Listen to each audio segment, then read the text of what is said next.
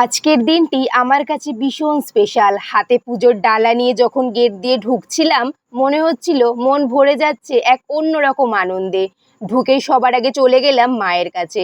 মায়ের সামনে দাঁড়িয়ে মন থেকে শুধু একটাই কথা বললাম, মা, তুমি যেন আমাদের সবার জীবন ভরে দাও ভালোবাসা, সুখ আর শান্তিতে।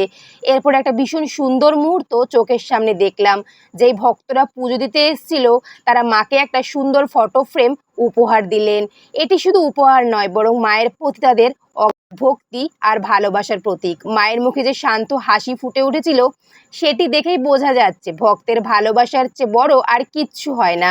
সবশেষে কপালে টিকা নিলাম আর মনে মনে বললাম, মা, তোমার আশীর্বাদ যেন সব সময় আমাদের সাথেই থাকে। তারপর বাড়ি ফেরার পথে চারপাশের প্রকৃতি যেন আরো সুন্দর লাগছিল। আকাশটা ছিল শান্ত, গাছের পাতা দোলা আর হাওয়ার ছোঁয়া মনকে ভরিয়ে দিল। আজকের এই ছোট্ট পুজোর ভ্রমণ শেষ হলেও ভক্তদের ভক্তি আর মায়ের আশীর্বাদ আর প্রকৃতির সৌন্দর্য আমার মনকে আরো ভরিয়ে দিল এক অন্যরকম প্রশান্তিতে। তাই সবাই বলো, জয় কৃষ্ণকালী, মায়ের জয়।